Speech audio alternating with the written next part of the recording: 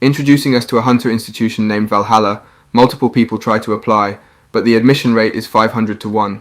So only 150 people can graduate from the academy. It shows competition, and we see multiple fights happening, each within their designated cubes. We see an instructor named Lee Sang-cheol overseeing the fights, and a man approaches him saying there are a lot this time around. His name is Yu Min-jun. The instructor asks if the man is here to see his niece, and the man says, "Of course," adding that the Yushin family is expecting a lot from Soyeon. We learned that she's a genius born within one of the top 5 great families. She is able to wield mana much more advanced than her age should allow, even imbuing her sword with it. At the age of 16, she competed against the Yushin family and came out on top. Sang-cheol asks if that's all or if there's anything else he doesn't know, and Minkan tells him she is apparently able to communicate with their family's guardian constellation. We learn that the reason the 5 families exist is that each one has a guardian constellation associated with them. Normally, a hunter receives blessings or has a contract with a constellation. However, the 5 families are different. Each family has its constellation, each with its specialty, and their blessings are much greater than normal constellations. Sang-cheol recognizes that if she can really communicate with it, then she's definitely a genius. Min-jun asks how she's doing, and Sang-cheol says she'll start in 30 seconds. Min-jun asks if he can watch. Sang-cheol pulls up a window, and we see Soyeon standing in front of a man, Kim Ju-hyuk. Sang-cheol comments that they are both quite calm, and Min-jun says the opponent knows it's Soyeon, so he's probably just given up. They comment that Ju-hyuk has no fighting spirit, and they think it'll end quickly. The countdown begins, and we see the fight start. Soyeon rushes in and swipes at Ju-hyuk, creating a wave of mana to be launched at him. As it goes to hit him, we see everyone making surprised faces, and it shows her passed out on the floor. Equal rights, equal lefts, he's declared the victor, and he wonders why everyone is so weak, and asks if this is really 300 years in the future. It cuts to a flashback of 300 years ago inside the Tower of Destruction. We see a man named Barch, the god of destruction, commending the martial god Kim Hyun-oh. And you know what? He kicks Barch's head off and begins to laugh. A pop-up appears saying he's defeated the boss of the tower, and the tower begins to shake. He realizes the tower is being destroyed due to Barch being dead. He explains he's been busy since he was a kid as a hunter, and just when he finally gained recognition, this happens to him. He wonders if he should have brought his disciples, but realizes it would have been bad because Barch was too strong for them. He is crushed by a piece of debris, but he opens his eyes and learns he reincarnated 300 years into the future, and while his body is weak, he just needs to adjust and live peacefully. But a window appeared, commenting that the tower will return in 5 years, and he resolves himself to destroy the tower once and for all this time, then live his life of luxury. After another pop-up appears telling him to regain his memories and weapons inside of Valhalla. Then it cuts to the top 10 of the competition.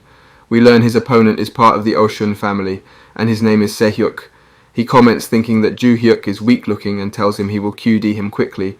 When asked what QD means, he says it means quickly destroy, tells him to go then, and curses at the man. The match starts. We learn that Se-hyuk's physique is his main talent, and that he's exceptionally strong, thus called a genius for being born with such a strong constitution. Before we continue, take a moment to answer the question of the day. Who is the most evil Manhwa character? Comment down below for a chance to be shouted out. Now back to the recap. Angered by Ju-hyuk, he rushes in and begins to throw a punch, but it is dodged, and Ju-hyuk kicks his leg out from under him, causing him to lose his balance and hits him with a palm strike to the chest, knocking him unconscious. He is declared the victor, and he walks away. The observers are surprised and comment they didn't expect Se-hyuk to lose that quickly to a simple attack. The head of the Oshun family says it wasn't a simple attack, and even if his son never cared to learn martial arts, he still dodged any attack from his peers. But it was something he couldn't dodge, and that his son even used magic but was easily avoided. He realizes from the second that his son charged in, Ju-hyuk already had a plan and calls his talent monstrous. The others are just ignorant of his talent, and he'll bring him into his family. It goes to the next fight, and we see the crowd going wild over the girl he's fighting. He wonders why adults are acting like this. She is introduced as Choi Arin, and the match starts.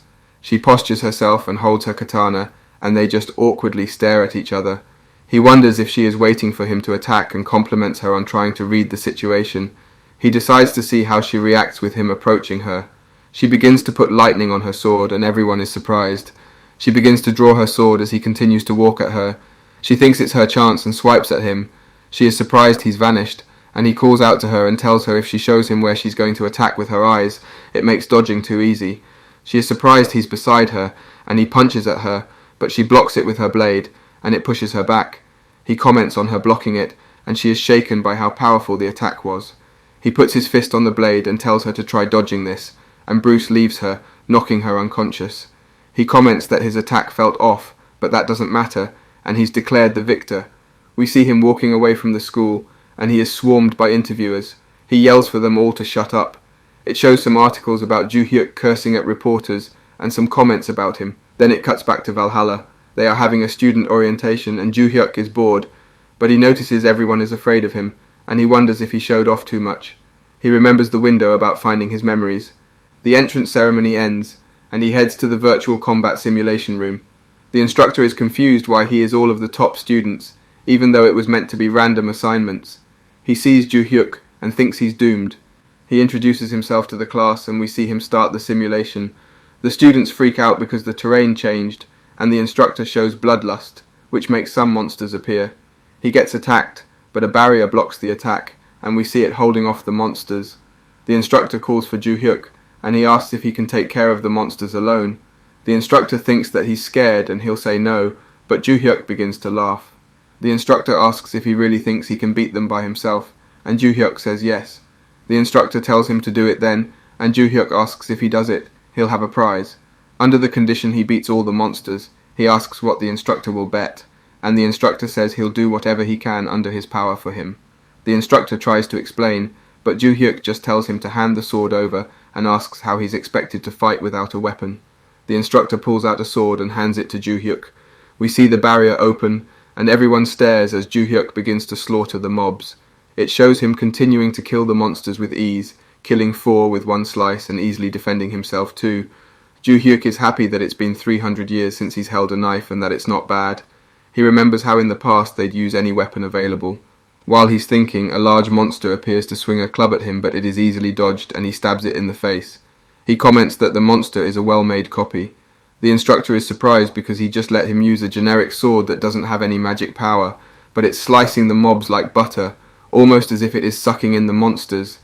The other students watch in shock, besides Arin, who is in awe. We see Joo-hyuk sheath the sword over the monsters' corpses, and he asks if the instructor will keep his promise. It cuts to later in the day, and the instructor ends the class. We see that Joo-hyuk is exhausted because he's never been to school before. He's interested in the Constellations, and mentions how it's used to refer to those who are gods, and they have a connection to hunters. He thinks the rest of the school will be useless, and he decides it's time to start seriously training because he's weak. We see Arin approach Joo-hyuk, and it cuts to Sang-cheol and the combat instructor talking about how Joo-hyuk killed all of the mobs. They are surprised that he has no background and that he's an orphan from a dangerous area. We learn that Joo-hyuk has to get into the constellation room here, and Sang-cheol says he'll talk to the headmaster about it. The instructor thanks him, and then tells him he's worried about what's going to happen in the next year, because his class isn't easy to control, due to having the top 5 families, and Joo-hyuk. Sang-cheol tells him he isn't trying to console him, but there's an exchange student from the Ventric family in another class. His name is Rockdil Ventric, and he was kicked out of another academy for causing trouble. Now he realizes his class is better. It cuts back to Joo-hyuk and Arin, and he asks her what she wants. She asks him to teach her swordsmanship, specifying for him to teach her the swordsmanship he showed back at the simulation. He tells her no. She asks why, and he says he just doesn't want to. If she doesn't have anything else to say, then he's leaving. She asks again, and he repeats his answer. He asks if there's something wrong with her ears, and tells her to stop clinging on to him. He has no intention of teaching her, so he walks away from her. It cuts to the next day in class, and Joo-hyuk comments that his body is better than he thought.